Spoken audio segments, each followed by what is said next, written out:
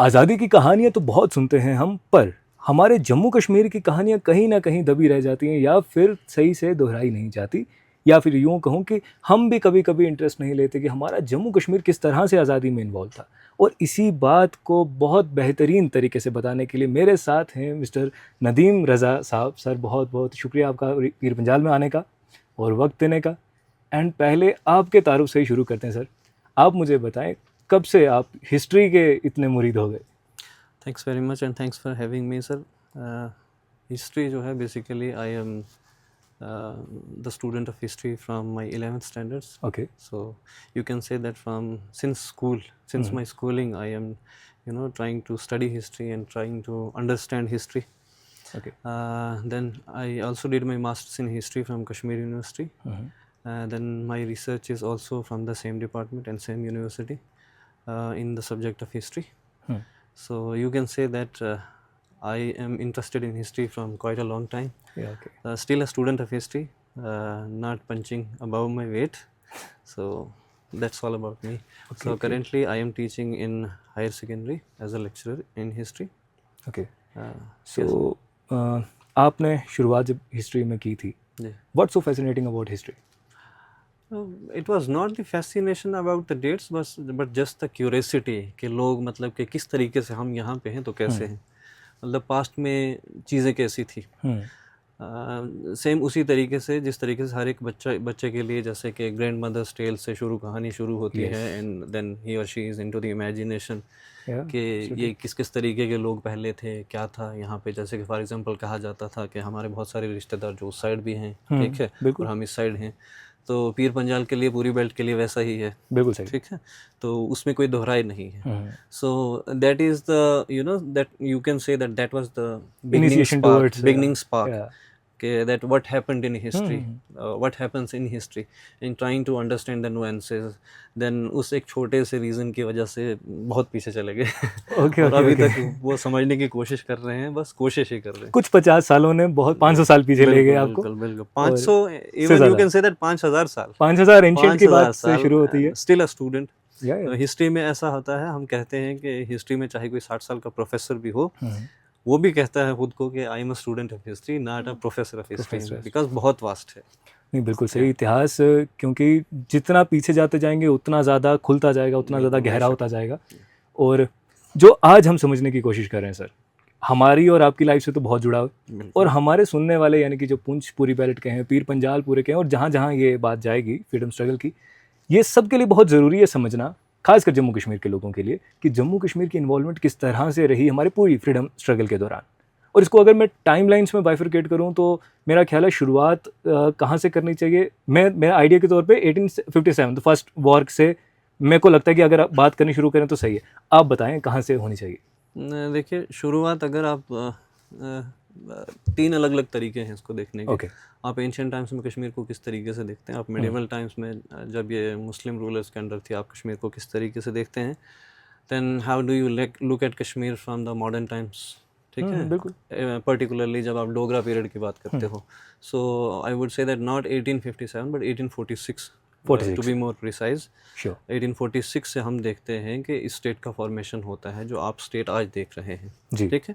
सो ऐसे बहुत सारे ब्रिटिश हिस्टोरियंस ने कहा भी है कि डोगराज के अंडर जो है इस स्टेट में जो बहुत अलग अलग तरीके से, एक तरीके से डाइवर्स जो प्रिंसिपैलिटीज़ थी, जैसे कि फॉर एग्जांपल आप पुंछ राजौरी देखिए, ये दोनों अलग अलग प्रिंसिपैलिटीज़ थी। कश्मीर एक अलग प्रिंसिपैलिटी थी। देन डोडा और भद्रवाह आता है। लद्दाख आप भूल नहीं सकते, Ladakh was also different principality than Kashmir. So ये बहुत सारी ऐसी इंडिविजुअल स्मॉल प्रिंसिपैलिटीज़ थी विच वर ब्रॉट टुगेदर इन 1846। सो इस तरीके से आप देखते हैं कि रफली ये जो Jammu and Kashmir including Ladakh which is currently not part of Jammu and Kashmir, so इस तरीके से आप देखते हैं कि JNK जो है वजूद में आता है ड्यूरिंग द डोगरा टाइम्स। वो जो क्राउन वाली शेप हम देखते हैं आज अपने मैप पे, वो हम कह सकते हैं कि इस दौर की है, इस दौर में है। और ये बेसिकली देखते हैं कि हम इवॉल्व हो रहे हैं। देखिए, सोशल साइंसेज में ऐसा होता है, not just in history but overall the social sciences, चीज़ें जो होती हैं इवॉल्व होती हैं। पॉलिटिकल फॉर्मेशंस का भी यही है that they evolve from one time to another time. आप दुनिया को जैसे आज से 5 साल पहले देखते थे, आज नहीं देखते। 1000 साल पहले अलग था। इसी तरीके से पर्टिकुलरली जब हम JNK का केस को देखते हैं वो भी बिल्कुल ऐसा ही है। सो पॉलिटिकल फॉर्मेशंस यहाँ पे इवॉल्व हुई हैं। सो एक दो जो पर्टिकुलरली मेजर जो पॉलिटिकल रीजन्स थे, या आई would say that political places, Kashmir and Jammu, उनकी वजह से पूरी स्टेट का नाम बन जाता है। कश्मीर बन जाता है। हालांकि आपके पास पीर पंजाल भी है, चनाब वैली है, बिल्कुल सही, आपके पास लेह है, लद्दाख पूरा, आपके पास करगिल है, तो आपके पास से- बहुत सारी वैलीज हैं। बिल्कुल बिल्कुल, बट नाम मिलता है Jammu and Kashmir just because of the too powerful political reasons, इसी वजह से कह सकते हैं। ठीक है, तो शुरुआत के तौर पे देखते हैं, 46 की आपने बात की, 1846 में किस तरह से ये शामिल हुई सारी एक साथ? देखिए, ये 1846 से पहले जो है ये अफ़गान रूल के अंडर थी ये स्टेट। ज़्यादा पीछे ना जाते हुए, क्योंकि उससे पहले हम देखते हैं कि अफ़गान रूल से पहले, जैसे कि सिख रूल से पहले यहाँ पे अफ़गान रूल था। अफ़गान रूल से पहले जैसे ये मुस्लिम सल्तनत मुगल्स के अंडर थी। मुगल रूल्स के पहले शामीर डायनास्टी एक थी मुस्लिम्स की, उसके अंडर थी। ठीक है, तो वहाँ ना आते हुए हम सीधा 1846 से शुरू करते हैं कि ये 1846 से पहले लाहौर दरबार जिसको कहा जाता था, सिख रूल उनके अंडर थी, उनके अधीन थी। सो 1846 में बेसिकली क्या होता है, एक तरीके से एंग्लो सिख वॉर्स आपने सुना होगा, बहुत कॉमन टर्मिनोलॉजी है, डेट्स पे नहीं जाते हैं, हम ऑलरेडी बहुत ज़्यादा फेड अप हो चुके हैं डेट्स के साथ। तो एंग्लो सिख वॉर के बाद बेसिकली क्या होता है कि जो JNK है एज पार्ट ऑफ लाहौर दरबार, इसमें ऐसा होता है कि एक महाराजा गुलाब सिंह जो है, बिल्कुल, ये लाहौर दरबार यानी कि सिख स्टेट के बहुत बड़े कमांडर होते हैं। ठीक है, जब इनकी जंग होती है अंग्रेज़ों के साथ, तो ये डेलिबरेटली अपने आप को ही tries to keep himself out of the situation. तो लाहौर दरबार को वीक कर दिया जाता है, मीन्स के there was a hidden understanding between him and the Britishers. ठीक है, उस वजह से क्या होता है कि लाहौर दरबार यानी कि पंजाब स्टेट ब्रिटिशर्स से हार जाती है, और गुलाब सिंह को मौका मिल जाता है ब्रिटिश के साथ एक नई ट्रांजैक्शन करने का, और वो ट्रांजैक्शन होती है ultimately 16 March, if I am right, 16 मार्च 1846। उस दिन आप देखते हैं कि एक नई state through the treaty of Amritsar हमें देखने को मिलती है, जिसको आप जम्मू एंड कश्मीर कहते हैं। बिल्कुल, दो मेजर बातें आई। सबसे पहला एंग्लो सिख वॉर, जिसके बाद इसकी शुरुआत हुई कि बननी है, और ट्रीटी ऑफ अमृतसर में आकर के ये कंप्लीट होती है हमारी। ये एक तरीके से कंप्लीट होती है, जो इसका जो रिलेशन है बेसिकली सिक्स स्टेट के साथ, वो वहाँ पे एंड हो जाता है, और Dogra then you see the Dogra rule शुरू होता है, जिसमें आप गुलाब सिंह को देखते हैं, रणबीर सिंह को देखते हैं, बिल्कुल फर्स्ट महाराजा, या बेशक आप हरि सिंह को देखते हैं लेटर ऑन इसमें, बिल्कुल, तो ये वही टाइम रेकॉर्ड है। प्रताप सिंह को देखते हैं, प्रताप सिंह रहते हैं बीच में। तो ये हमारे जितने भी रूलर्स की बात होगी, शुरुआत इस तरह से होती है हमारी। गुलाब सिंह जी के टाइम पे, जैसा कि आपने कहा कि ब्रिटिशर्स के साथ एक अलायंस के तौर पे ही ट्रीटी हुई थी कि वहाँ से नहीं तो हम यहाँ से आपके साथ ऑपरेट करेंगे। ब्रिटिशर्स ने गुलाब सिंह को किस तरह से ट्रीट किया? देखिए, इससे पहले हम ये जाने कि वो गुलाब सिंह को किस तरीके से ट्रीट करता था, या फिर ब्रिटिशर्स जो है, for example I mean to say कि गुलाब सिंह को, एक प्रिंस को, एक किंग को, नेटिव किंग को किस तरीके से ट्रीट करते थे, उससे पहले ये समझना ज़रूरी है कि during the British rule India में, इंडियन सब कॉन्टिनेंट में दो तरीके का रूल होता था। One is the direct rule and another is the indirect rule. ठीक है, ऐसी बहुत सारी किताबें हैं ये चीज़ समझने के लिए। डेप्थ में ना जाते हुए हम थोड़ा इसका एक सुपरफिशियली आइडिया रखते हैं कि क्या होता था डायरेक्ट रूल। देखिए, जो एरियाज ब्रिटिशर्स के लिए ईजी होते थे गवर्न करना, ठीक है, उनको वो अंडर डायरेक्ट अपने कंट्रोल में रखते थे। जैसे कि मैं आपको एक एग्जाम्पल देता हूँ, आप बंगाल को आज कितना सारा देखते हैं। बिल्कुल, बंगाल आपके लिए एक छोटी सी स्टेट बन गया। एक टाइम पे कहा जाता है कि इसके जो बॉर्डर्स थे बंगाल के, they touch the north western India, उस वक्त का नॉर्थ वेस्ट इंडिया। उसके नॉर्थ वेस्ट इंडिया में आज आप क्या देखते हैं? हिमाचल प्रदेश देखते हैं, JNK देखते हैं, पंजाब देखते हैं। ओके, सो एक टाइम में बंगाल का जो था वो यहाँ तक बॉर्डर एक्सिस्ट करता था। ये टाइम गुलाब सिंह के टाइम की बात है, बेसिकली ब्रिटिश टाइम में, ब्रिटिश कॉलोनियल टाइम की बात है। अब हम आते हैं अपने पॉइंट पे, ठीक है, जहाँ पे आपने ये पूछा कि फॉर एग्जांपल बेसिकली आपने ब्रिटिशर्स के साथ कोलैबोरेशन, हाँ, कोलैबोरेशन ट्रीट किस तरीके से करता था। सो दूसरा था, जैसे कि फॉर एग्जांपल ये आ गया, ये मान लीजिए एक मिनट के लिए ये डायरेक्ट कंट्रोल के अंडर था उनके, ये इस पे डायरेक्टली रूल करते थे इस पे। बिल्कुल। दूसरा आता था जो इनडायरेक्टली रूल करना, जैसे कि फॉर एग्जांपल कुछ टेरेंस जो थे जहाँ से ब्रिटिशर्स को लगता था कि that there are less economic fortunes, हमें यहाँ पे ज़्यादा फ़ायदा नहीं है, उल्टा ये है कि हमारी इन्वेस्टमेंट ज़्यादा हो जाएगी, and we do not want to have a frivolous investment जहाँ से हमें रिटर्न्स ना आए। शुरू में ब्रिटिश बेसिकली क्या थे? एक कमर्शियल कंपनी ही तो थे। बिल्कुल। और एक कमर्शियल कंपनी के माइंड में क्या होता है? प्रॉफिट। ठीक, अब वही जो प्रॉफिट आप देखते हैं वो 1857 के वार के बाद वो जो एकदम से इंस्टीट्यूशनली वही काम वही कर रहे थे, लेकिन through a new institution, new sorts of services, new sorts of institutions, नए तरीके आ गए, नई पॉलिसीज आ गए, ठीक है, इकोनॉमिक पॉलिसी, उसके थ्रू फिर इंडिया को वो स्पॉन्ज आउट करने लगे।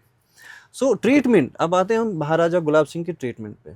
ये एक नेटिव प्रिंस था महाराजा गुलाब सिंह, ठीक है। तो ये मान लीजिए प्रिंसेस, एक हिस्टोरियंस हैं, मुझे बेसिकली उनका नाम नहीं याद आ रहा, तो उन्होंने कहा था that the princes are the bulwarks of empire, यानी कि ये बेसिकली क्या करते थे, जब कभी भी अगर इंडिया में कहीं पे भी जंग हो जाता था तो princess always supported the British rule against the Indians. बिल्कुल सही, ये हर जगह देखा। तो ये बहुत एक तरीके से क्लोज कनेक्शन था इनका, बिल्कुल एक sort of, if we can say, if we are allowed to say, that was sort of romantic connection between British and Indian prince. ये इस तरीके से इनका, because both were dependent upon each other, because Britishers had the less force, the princes had the force.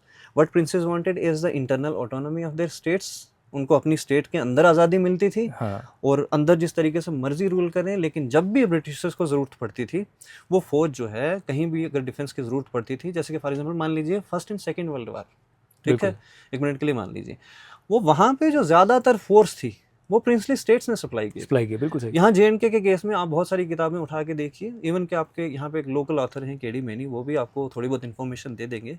हालांकि मेथोडोलॉजिकली उस तरीके की scholarly sort of book नहीं है, लेकिन फिर भी आपको एक आइडिया देती है कि किस तरीके से पुंछ के बहुत सारे लोग जो हैं they were part of the first as well as the second world war। मैं so, अपनी जब से भी फौज जो बिल्कुल सही आपने कहा, और ये मैं पढ़ रहा भी था आज इसके लिए भी, जब मैं जानने की कोशिश कर रहा था, मीरपुर, पुंछ और ये हमारा रजौरी वाला जितना पीर पंजाल का रीजन है, सेकेंड वर्ल्ड वॉर में तो बहुत ज़्यादा मात्रा में जो थी वो हमारी यहाँ से आर्मी गई, और जिसके बेस पे ये तय हुआ कि जब यहाँ पर लड़ाई होने लगी, जब हिंदुस्तान की फौज बनने लगी ब्रिटिश आर्मी, तो पहले से ट्रेंड एक्स सर्विसमैन मौजूद थे। बिल्कुल, तो वो उनकी हेल्प वापस से ली गई उसके लिए। बेशक।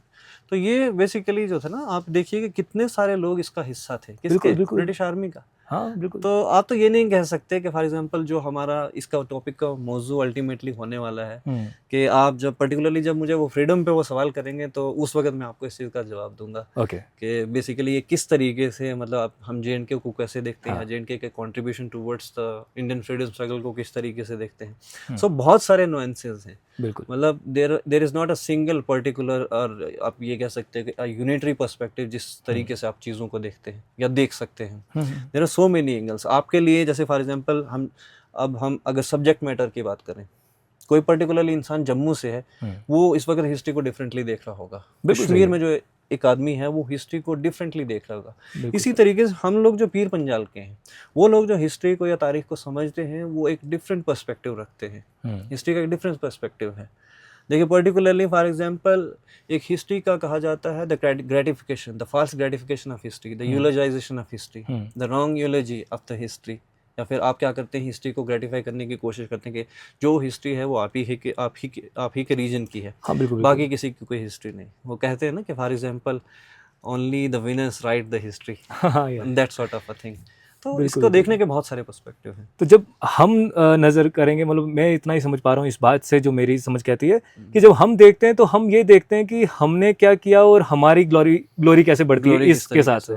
और जहाँ पर हमें शायद से अपनी कहीं पर कमी दिखती होगी या फिर खामी दिखती होगी, वहाँ पर हम सोचते हैं कि यार नहीं, ये चीज़ शायद से दूसरे एंगल से हो सकती है। तो मतलब हम बायस रहते हैं हिस्ट्री को लेकर के।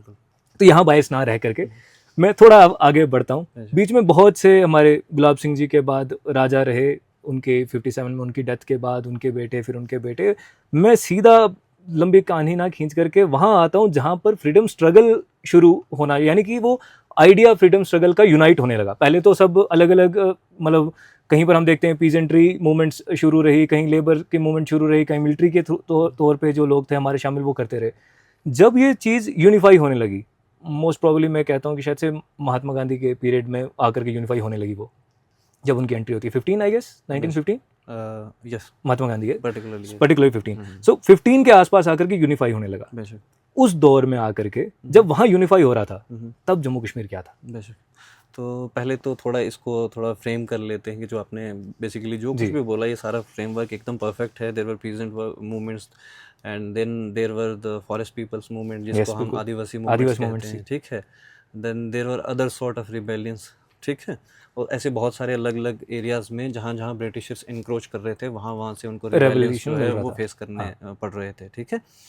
तो इसको बेसिकली एक हिस्टोरियन है सुमित सरकार, उनकी एक किताब है मॉडर्न इंडिया, तो उनमें इसको बेसिकली वो 4 फेजेस में डिवाइड करते हैं। हमें फेजेस पे जाने की ज़रूरत नहीं है, हम पर्टिकुलरली उस पे आते हैं कि आपने जिसकी बात की कि किस तरीके से इंडिया में जो गांधी के आने के बाद जो है नेशनलिज्म एक तरीके से एक डिफरेंट सॉर्ट ऑफ नेशनलिज्म आता है।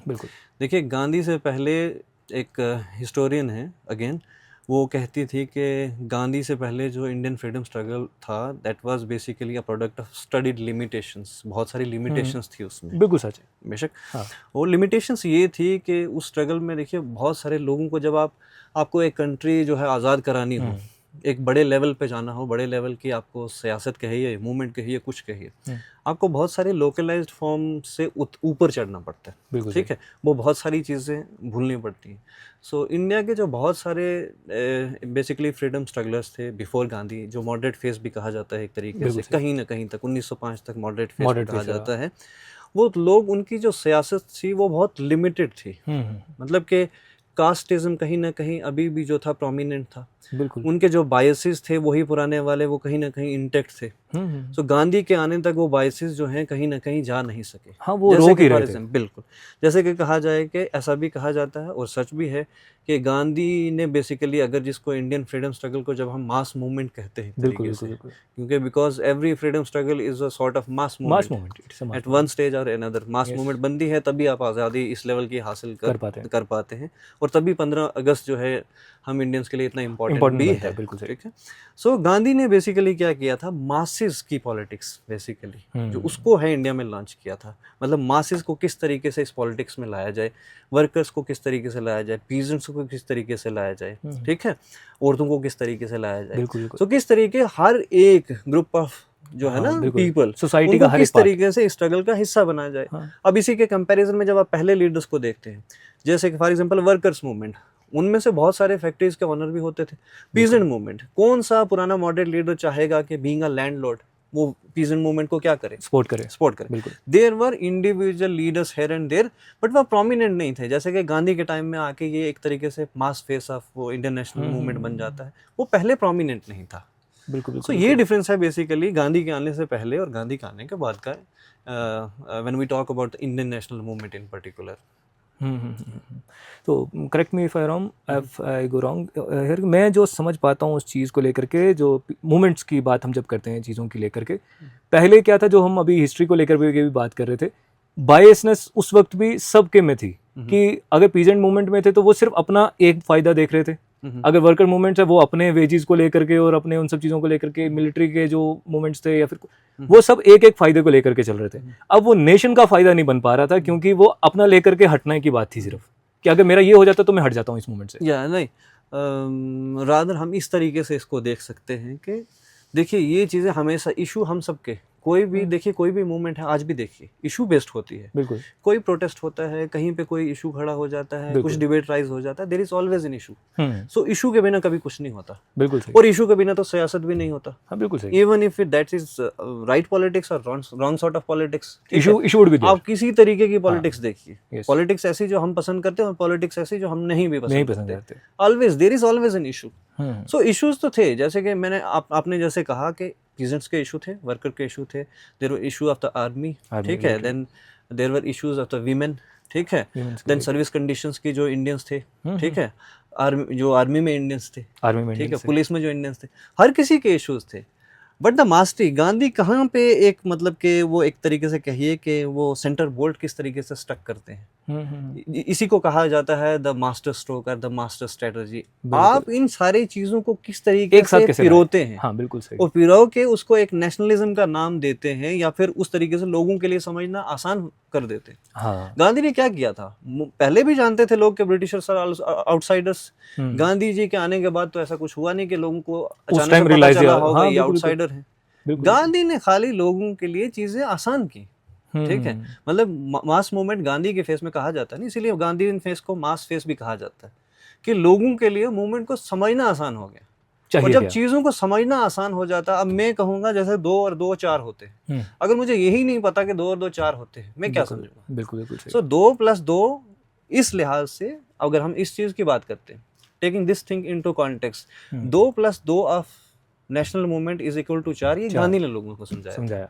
तो ये उनका मास्टर स्ट्रोक था। पहले 2 और 2 में बटे थे। बेशक। ओके, ठीक है, ये हमारा मूवमेंट का आता है कि जब यूनिफाई हुई। अब जो मेरा सवाल था, उस वक्त जम्मू कश्मीर क्या था? उस वक्त Jammu Kashmir was still a princely state. ठीक है, ओके।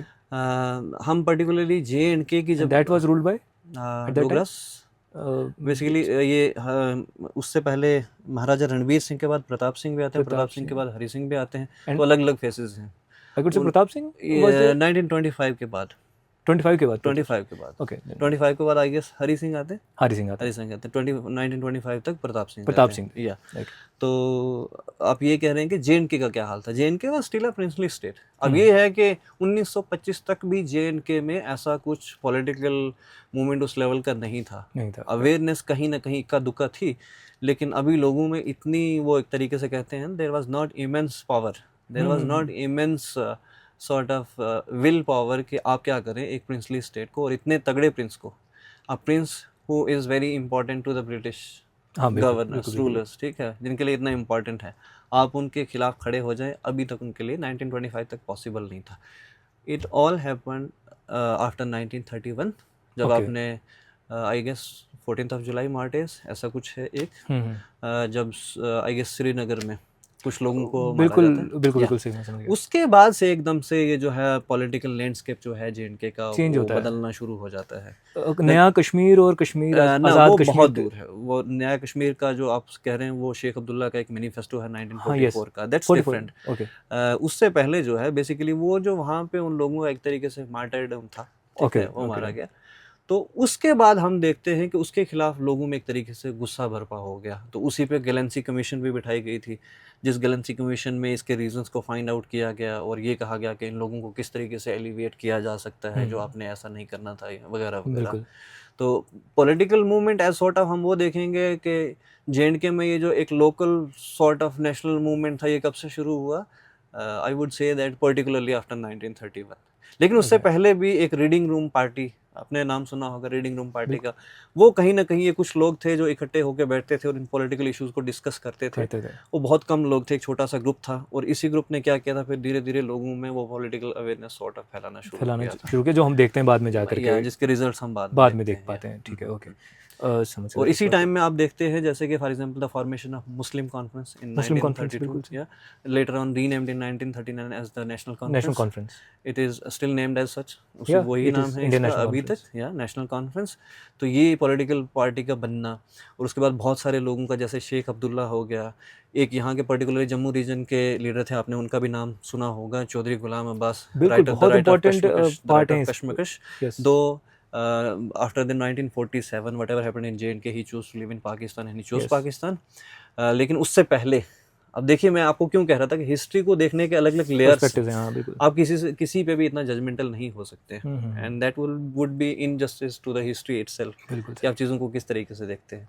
1947 से पहले that person was a nationalist, local nationalist, and he was speaking about the people of Jammu, ठीक है, not only Muslims but whole of Jammu. ये मैं कहना चाहता, वो रिलीजन बायस को भी हटाने की कोशिश कर रहे थे कि आप रिलीजन बायस ना हो करके आप स्टेट सब्जेक्ट पे ही रहें, जो राइट्स एक स्टेट सब्जेक्ट के, जैसे जम्मू वाले किसी शख्स के, वही कश्मीर के होने चाहिए irrespective of their religion. One of the reasons जो मुझे बहुत एक तरीके से अभी भी कहीं ना कहीं वो मिल जाएगा, जो होना नहीं चाहिए, ये बेसिकली चौधरी गुलाम अब्बास थे, इनको इस तरफ इस चीज़ से भी बहुत ज़्यादा एक तरीके से, अब ये कह सकते हैं हम, आज की जो टर्म बहुत कॉमन जार्गन में इस्तेमाल करते हैं, एलर्जिक थे कि इसकी जो लीडरशिप है वो कश्मीर डोमिनेट क्यों है नेशनल कॉन्फ्रेंस की, जम्मू की साइड से भी होना चाहिए, हमारी भी कोई सुनना चाहिए, ठीक है।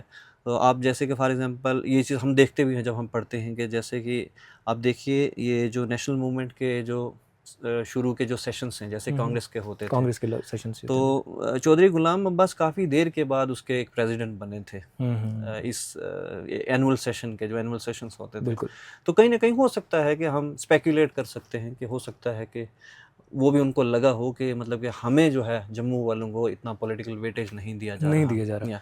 तो मेरा कहने का ये मतलब था बेसिकली, ये मीरवाइज के जो आप एंसेस्टर्स देखते हैं, ठीक है, उसके बाद जैसे कि फॉर एग्जांपल अब्दुल्ला, मौलवी अब्दुल्ला शाह हो गए, ठीक है, शेख अब्दुल्ला हो गए, अच्छा उसके बाद एक पीएन बजाज का शायद आपने नाम सुना होगा। कश्मीरी पंडितों में Yeah, बहुत कश्मीरी इम्पोर्टेंट पंडित, बहुत important journalist and a yes fearless writer, और later on he also became a sort of antagonist of Sheikh Abdullah Yes. as well। तो ये ऐसे बहुत सारे लोग थे जो मतलब कि इस नेशनलिज्म का हिस्सा बने। बिल्कुल बिल्कुल। तो ये बेसिकली हम देखते हैं इस तरीके से कश्मीर में जो है एक तरीके से नेशनलिज्म जो है इमर्ज होता है। बिल्कुल बिल्कुल। और उसी को देखते हैं जो हमने बात की, एक कश्मीर डोमिनेंस की बात की जिसके रिलेटेड कुछ कुछ चीज़ें उस वक्त पे भी आपस में भी ख़राब हुई, शायद से वो चीज़ ना होती और सबको कंट्रीब्यूशन होता तो कुछ और देखने को मिलता आज हमें। बेशक। But history is history, history is जो नहीं बदली जा सकती। Whatever happened is history। Happened. तो अब उसी को आगे लेकर चलते हैं। अब मूवमेंट बढ़ रही है आगे। वक्त आता है जब होने लगता है सब कुछ कि अब हाँ ब्रिटिशर्स भी तैयार हैं, इंडियंस भी तैयार हैं। उस वक्त पे दो बड़े चेहरे नजर आते हैं, एक तो महात्मा गांधी थे ही और मोहम्मद अली जिन्ना, बिल्कुल। और दो बड़ी पार्टीज आईएनसी और मुस्लिम लीग, बिल्कुल ये दो इम्पोर्टेंट फिगर्स रही उस वक्त की। बिल्कुल। और उससे पहले उनकी जिन्ना साहब की तरफ से भी बहुत कोशिश की गई कि कश्मीर में इन्फ्लुएंस किया जाए, पर अब्बास साहब के वजह से, बिल्कुल। गुलाम अब्बास साहब की वजह से नहीं हो पाया वो चीज़। शुरू में नहीं हो पाया था।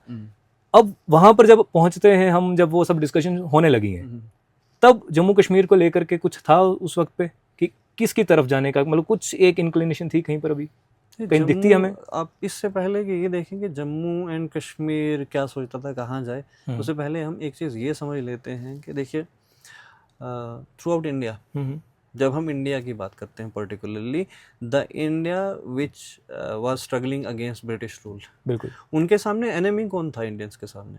Britishers, obviously Britishers. ठीक है। अब उसी तरीके से अगर हम सेम लॉजिक जे.एंड.के में अप्लाई करें, सो जे.एंड.के में लोगों को क्या लग रहा था कि हमें कौन सा रूल उधेड़ के फेंकना है या फिर हमें इस रूल के अधीन नहीं रहना चाहिए, और रूल था डोगरा रूल। ठीक है। सो दोनों के लिए पॉलिटिकल अपोनेंट्स डिफरेंट थे। ठीक है। हमारा जो, आप ऐसा कहिए जे.एंड.के में जो लोग थे उनके लिए political opponent, not for the people of Jammu particularly, ठीक है, and there is no disregard or disrespect for them। नहीं बिल्कुल, अपना ओपिनियन है सबका, हिस्ट्री इज हिस्ट्री। बिल्कुल, ठीक है। यहाँ के लोगों का इतना था कि हमें ये जो ऑटोक्रेटिक रूल है, ये हमें क्या करना है, यहाँ से बाहर करना है, या हमें इसको खत्म करना है, हमें इसका खात्मा करना है। इंडियंस क्या चाहते थे कि हमें ब्रिटिशर्स को थ्रो आउट करना है। ठीक है।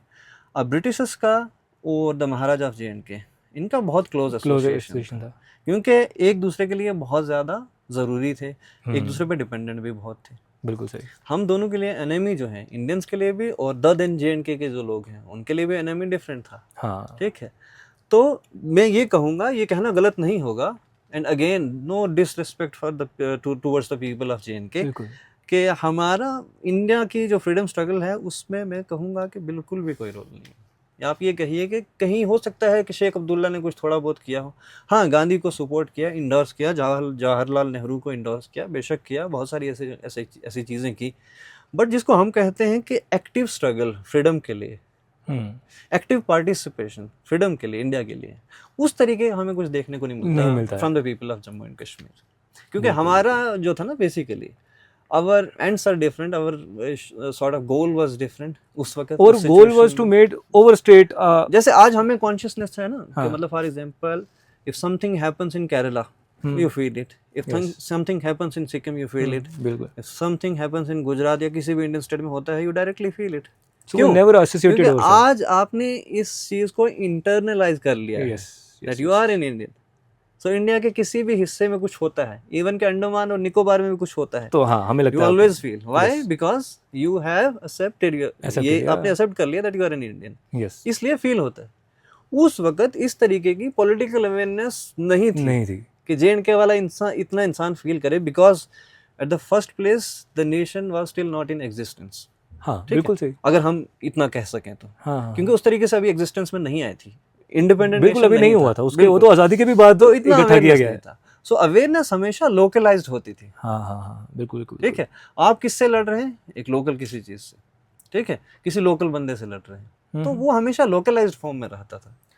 और इसी को जैसे वो समझने की कोशिश की हमने कि गांधी ने ला करके उसको मास मूवमेंट में कन्वर्ट किया था, वो मास मूवमेंट अभी भी शायद से जम्मू कश्मीर में नहीं थी। देखिए एक चीज़ और है इम्पोर्टेंट यहाँ पे, आप ऐसा सोचिए कि अगर जैसे जिन्ना को नहीं आने दिया गया कई बार जे.एंड.के में, ऐसा गांधी को भी कई बार ऐसा हुआ कि गांधी को भी जे.एंड.के में एंट्री नहीं मिली। Okay, because of home Maharaja Maharaja. the Maharaja of Jammu and Kashmir, the then Maharaja of Jammu and Because Kashmir. he was the alliance of Britishers. हाँ, because Gandhi was sort of A threat an to enemy, the- yeah.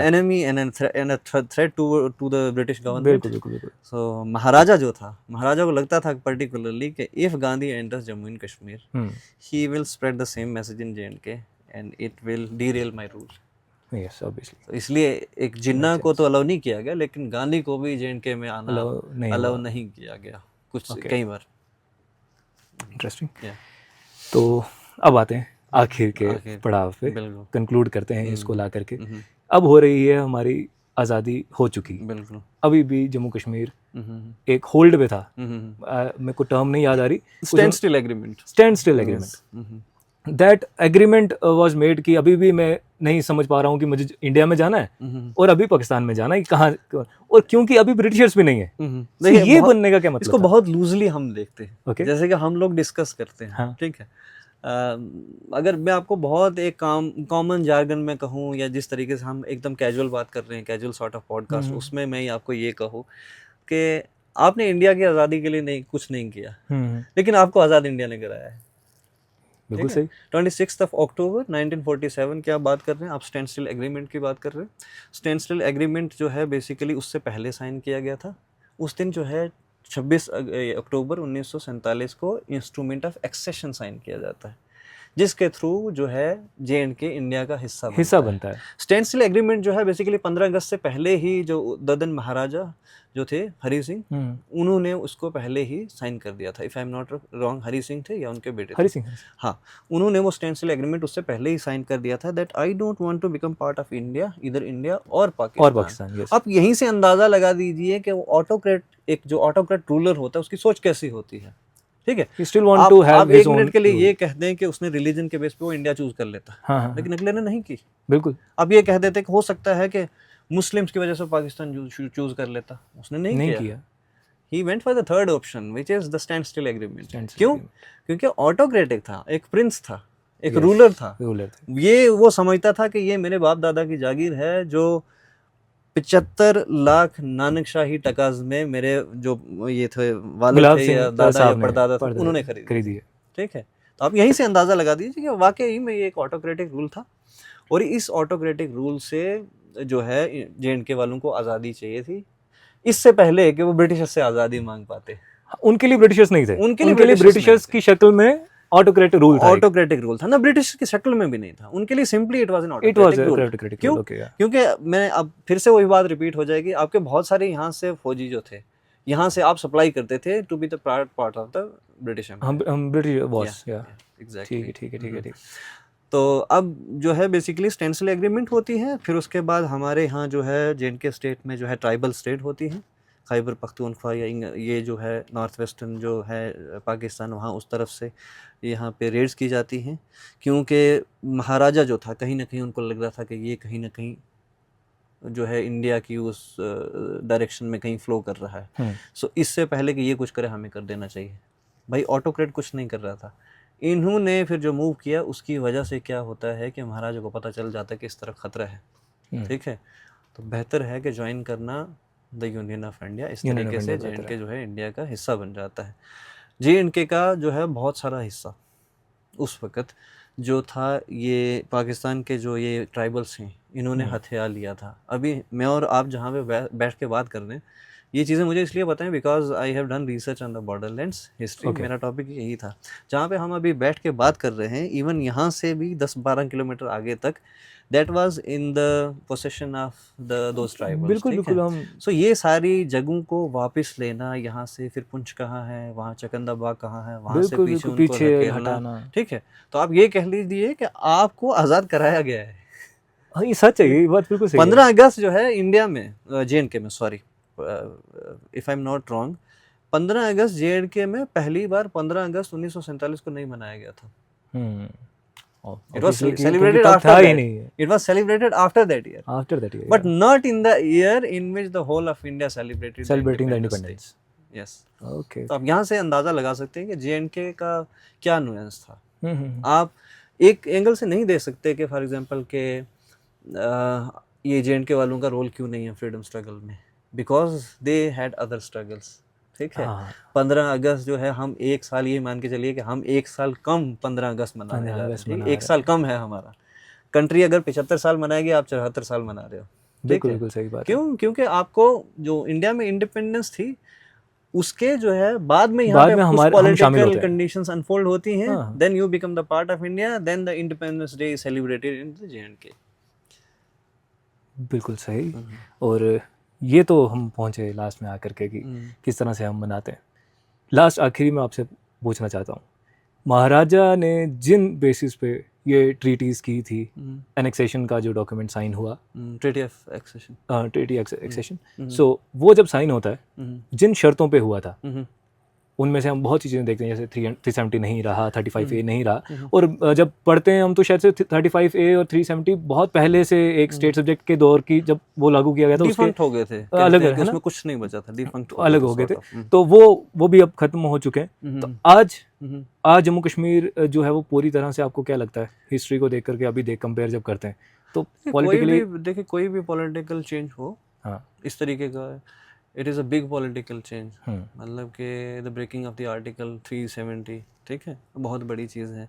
और एक time पे यही जो article है ये basically इस चीज़ का हिस्सा भी था और प्रमाण भी था कि किस तरीके से जम्मू एंड कश्मीर हिस्सा बनता है किसका, इंडिया का। बिल्कुल, ये बेसिस था उसका। तो ये धीरे धीरे फिर इस आर्टिकल को धीरे धीरे करके अल्टर किया गया to further entrench the union, ठीक है, ताकि कोई ऐसा डिफरेंस ना बचे कि आपको लगे ही ना कि ये इंडिया है, ठीक है।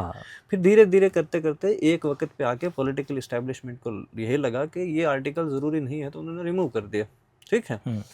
अब इसके आपको बहुत सारे लोग इसके मुखालिफ भी लगेंगे, जैसे कि फॉर एग्जांपल जैसे कि ये कश्मीर में भी मिलेंगे या फिर जम्मू में भी मिलेंगे बहुत सारे पॉलिटिकल एस्टैब्लिशमेंट के, वो कहते हैं कि नहीं आर्टिकल 370 नहीं ब्रेक होना चाहिए। अभी भी हम पॉलिटिकली भी वो मैनिफेस्टोस में आपको इसमें ऐसी भी कुछ तंजीमें मिलेंगी या फिर पॉलिटिकल पार्टीज मिलेंगी जो कहते हैं कि बहुत अच्छा हुआ, ठीक है।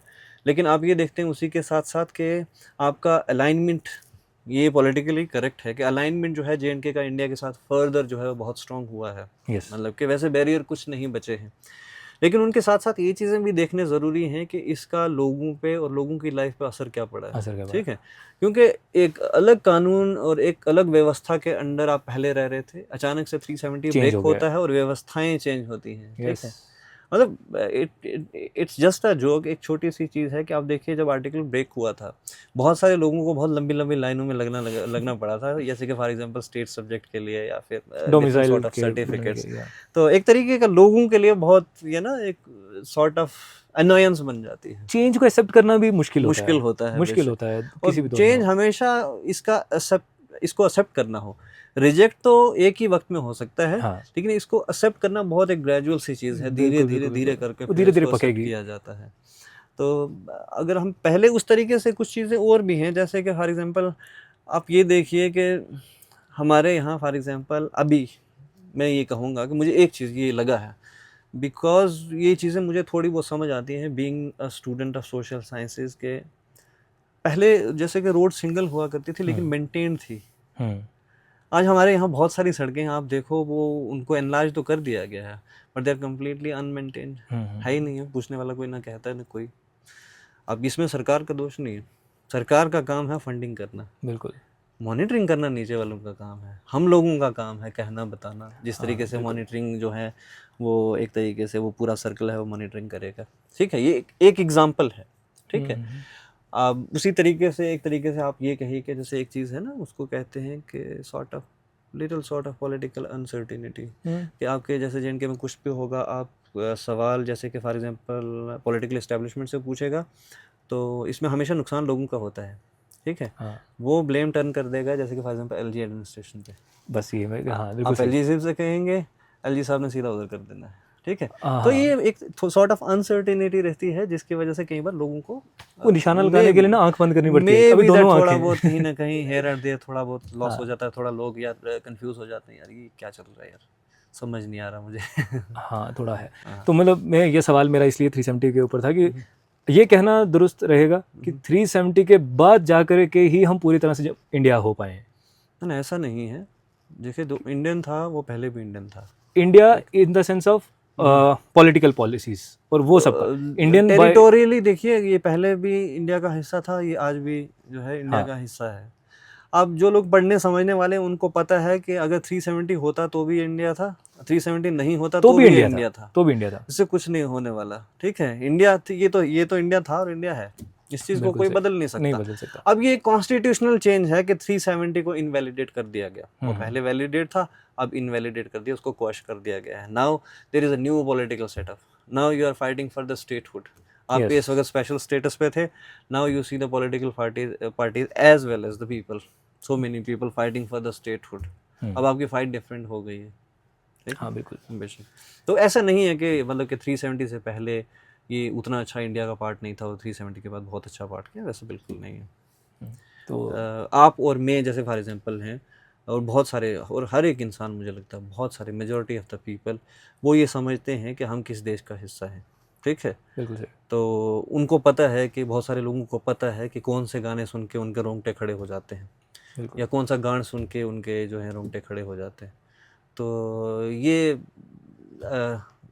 ऐसा कहना मुझे लगता है ठीक नहीं होगा कि उसके बाद जो है ये फर्दर जो है अच्छे से इंडिया के साथ अलाइन हो गया। अलाइन तो पहले ही था। अब ये है कि वो मैंने कहा ना शुरू में कि पॉलिटिकल नज़रिया, पॉलिटिकल लेंस, आप चीज़ को किस तरीके से देखते हैं, दैट वेरीज, वो वेरी करता है। बिल्कुल बिल्कुल। तो वो मतलब जो भी 370 का भी हमारा था, आखिरी जो भी हुआ वो उसका भी, वो भी सिर्फ एक पॉलिटिकल एंगल से ही था। लोगों की नज़र में तो वही था जो कि वो पहले से अपने दिमाग में बिठा चुके थे कि हाँ पहले जम्मू कश्मीर था, देन हम इंडियन जब हुए, हिंदुस्तान के साथ हुए, तो फिर ये सब चीज़ें तो बस मामूली सी चीज़ें, ये कागजी कार्रवाइयों पे ही है। हिंदुस्तानी होने के लिए वो दिल में ही बात रहेगी, वो तो दिल से ही होगा। एंड मेरे को लगता नहीं कि कहानी ख़त्म हुई है, चीज़ें ख़त्म हुई हैं।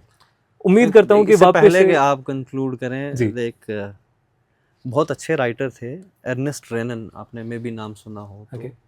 रेनन कहते थे कि a nation is a daily plebiscite. Okay, आपने एकदम से एक वक्त में आपने नेशनलिज्म डिफाइन कर दिया एंड आपने कहा this is the permanent definition of nationalism, that will never happen and that is never going to happen. Nationalism हमेशा से एक इवॉल्विंग कॉन्सेप्ट रहा है और ये हमेशा इवॉल्व करता रहेगा, ठीक है। आज हमारा नेशनलिज्म जो है इसमें बहुत सारी चीज़ें इंक्लूड हो के, इसलिए कहा जाता है कि inclusive nationalism is better than the exclusive nationalism. Inclusive nationalism जितना इंक्लूसिव रहेगा वो उतना एनरिच होता रहेगा, उसकी डेफिनेशन उतनी ही रिफाइन होती रहेगी। हमें इशू होते रहेंगे, तकरार होते रहेंगे, इश्यूज हमारे पॉलिटिकल इश्यूज हैं, डेवलपमेंटल इश्यूज हैं, ये सारे आते रहेंगे। अटल बिहारी वाजपेयी कहा करते थे ना, उनका सांसद का एक बहुत बड़ा फेमस भाषण है कि ये देश रहना चाहिए। हमें पॉलिटिकल प्रॉब्लम रहेंगी, हम लीडर्स चेंज करते रहेंगे, वोट इसको डाला कल उसको डालेंगे, ये चीज़ें चलती रहेंगी, सरकारें आती जाती रहेंगी। हमारा जो है नेशनलिज्म जो है ये इवॉल्व होता रहना चाहिए और for the betterment of the our own nationalism ये बेटर होता रहना चाहिए। और इसी उम्मीद के साथ कि हम भी कंट्रीब्यूट पूरी तरह से करते रहेंगे इस नेशनलिज्म में और हमारी प्रोग्रेस में।